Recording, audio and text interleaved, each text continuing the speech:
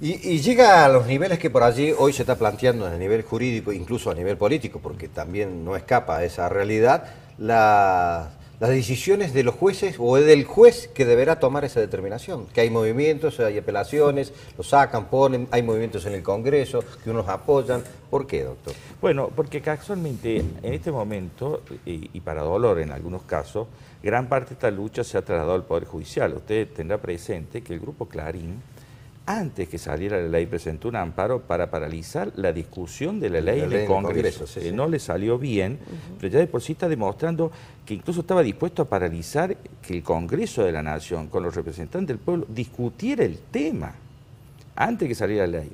Después que salió la ley, usted recordará que hubo dos jueces, uno de Salta y otro de Mendoza, Pura de Raval, recordará usted, que ante el pedido de un legislador inconstitucional, fuera de jurisdicción, etcétera, paralizaron la ley para todo el país. O sea, imagínense, no hay precedente jurisprudencial de ese tipo, al punto tal que la Corte dijo que jueces que actúan de esa manera no solamente generan inseguridad jurídica, sino que desestabilizan el sistema.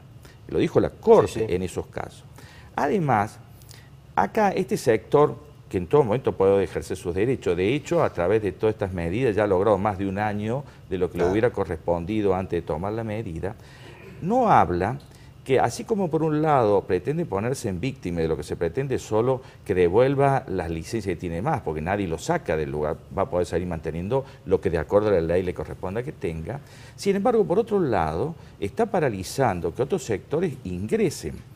Porque fíjese que usted recordará hace poco un fallo de un juez Carbone, que fue por una medida a través de algunos de los medios también en el que está el Grupo Clarín, como Cablevisión, etcétera, que pidieron la suspensión del artículo 30 de la Ley de Servicio de Comunicación Audiovisual.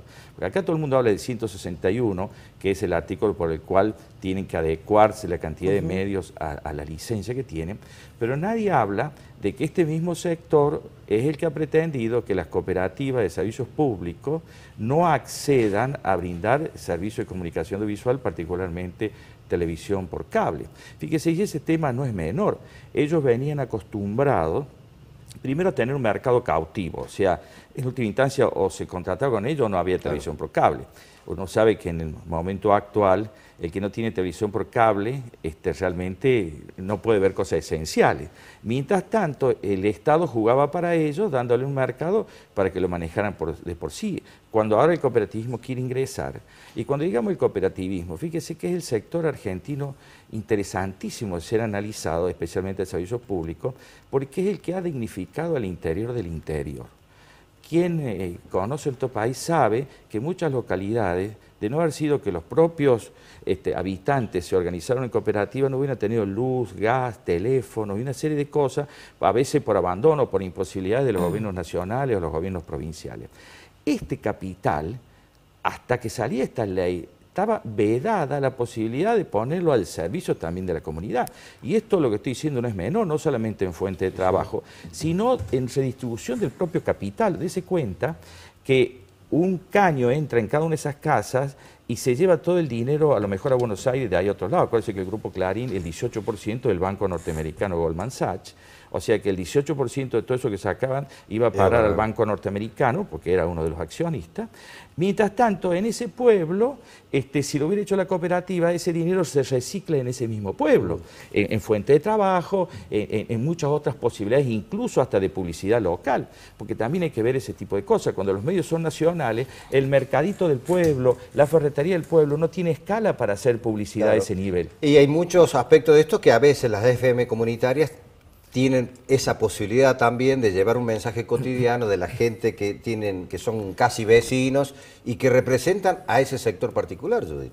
Sí, las radios comunitarias que son un fenómeno particular y que tienen y ejercen un tipo particular de comunicación, no solo en su experiencia acá en Córdoba, en Argentina, podemos recuperar experiencias en América Latina, en el mundo, que tienen este rasgo tan fuerte de posibilidad de identificarse con el espacio de lo local, de dialogar con las problemáticas reales y sentidas de cada una de las comunidades o de amplios sectores poblacionales, porque algunas personas están ubicadas en zonas que abarcan un conglomerado urbano realmente muy grande. El tema y la diferencia está en el tipo de medio que se construye, en el tipo de gestión que se lleva adelante, no en el tamaño o en aquella vieja definición que con muchos compañeros del Foro Argentino de Radios Comunitarias siempre decimos, no queremos que nos tilden de pobres, pocas y pequeñas, al contrario,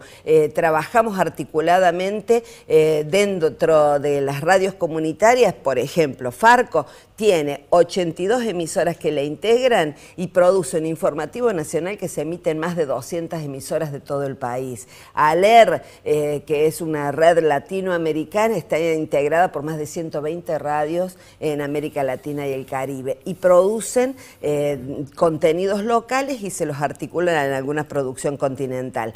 Digo, eso por una parte. A mí me gustaría, no sé cuánto tiempo tenemos, pero sí me gustaría destacar algunos pasos agigantados que en el plano de la implementación de la ley de medios se han dado en estos días al calor de los cambios que se han operado en la Autoridad Federal de Servicios de Comunicación Audiovisual. Desde la Coalición por una Radiodifusión Democrática recibimos con muy buen agrado que asumiera Martín Sabatella. Entendemos que este es un hombre político que iba a tener capacidad de gestión, como que de hecho lo ha demostrado en este tiempo. ¿Cuánto hace de esto que ha asumido oficialmente? Y ya se ha puesto en marcha la comisión bicameral, sabemos quedó conformada, que hay sectores de la oposición que le integran, las autoridades en representación de la oposición que van a integrar la autoridad federal, la AFCA, tenemos la designación del defensor, en este caso defensora del público, que es en la figura de una periodista, pero digo, son pasos significativos que van avanzando en esto de efectivamente ir aplicando la ley de medios más allá de estos artículos problemáticos o del núcleo duro de la ley, como es el 161, que habla efectivamente de la adecuación a la normativa y que tiene obviamente fuertes intereses económicos. Y que a pesar en el también medio. los grupos, esto todavía no permiten que las nuevas señales nacidas al calor de esta norma, y como el caso nuestro, el CBA 24, no podamos todavía subir la señal a los cables por una disposición de un capricho de ellos que dice que no tienen espacio. Así es, fíjese que en esto quiero rescatar, y es interesante, acotando lo que dijo Judith, empezar a la sociedad en general. Acá hay una sensación como si el hombre común lo dejaran de lado y es un peleo entre el gobierno y un grupo monopólico o oligopólico. Las personas tienen que saber que esta ley ha permitido avances realmente muy importantes también en muchos aspectos y que la gente ya lo está palpando. Les voy a dar un aspecto interesante a tener en cuenta. Hasta antes de la ley, solo había 12 ciudades del país con más de una opción de televisión gratuita. Yo digo televisión gratuita, es que ponía un televisor, una manzana, dos agujas de tejer y captaba algo. No sé cómo, pero captaba algo. Había muchos lugares que tenían acceso a un canal. Pero más o menos el 50% del territorio argentino no tenía acceso a televisión gratuita, para lo cual había que pagar decodificadores satelitales, antenas parabólicas, sistema de televisión por cable. Esto traía una de las máximas discriminaciones que había en una sociedad democrática, en donde algunos, porque tenía la posibilidad de pagar, accedía a 150 canales, y el que no podía pagar no accedía a nada. Esto en realidad traía una grave violación de derechos humanos, porque nosotros sabemos que estamos viviendo una sociedad en donde el acceder a medios es central. Tan es así que el que no accede a medios, hoy en día es casi un minusválido social. O sea, uno tiene que acceder a medios para saber, mire, saco paraguas, va a llover, qué pasa en el centro. Hay un montón de cosas que son fundamentales para eso. Y fíjese, y ahora nosotros podemos decir que realmente hay un piso de acceso de medios, entre ellos Canal 10, que sale al aire por su versión digital y una persona consigue un decodificador, le pone una antena y lo ve gratuito, ya no solamente en la ciudad de Córdoba. Empieza a haber otras opciones para que sectores que antes realmente no tenían acceso a la televisión, ahora lo tengan. Otro aspecto que no es menor y que también Canal 10 ha dado un ejemplo, es la cantidad que se exige de producción local y propia. Fíjese que esto no es menor. Antes nosotros sabíamos más bien que si había congestionamiento de tráfico en el Obelisco y no que pasaba a 2 cuadras de nuestras casas.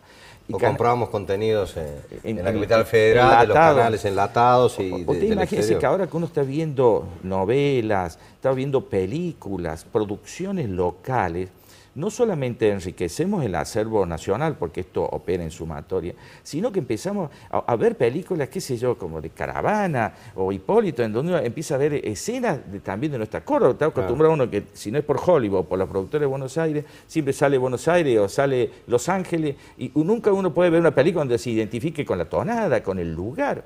Esto tiene una trascendencia enorme, porque a su vez construye federalismo real.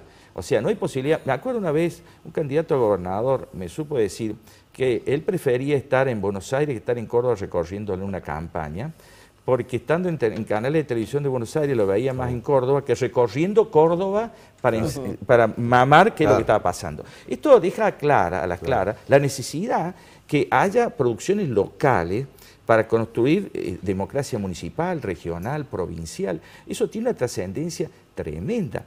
Ni hablar también en lo que hace también al respecto del trabajo periodístico, que en eso está en juego, porque tiene que también tener periodistas locales, ¿no? Con una sola emisión en Buenos Aires para todo el país.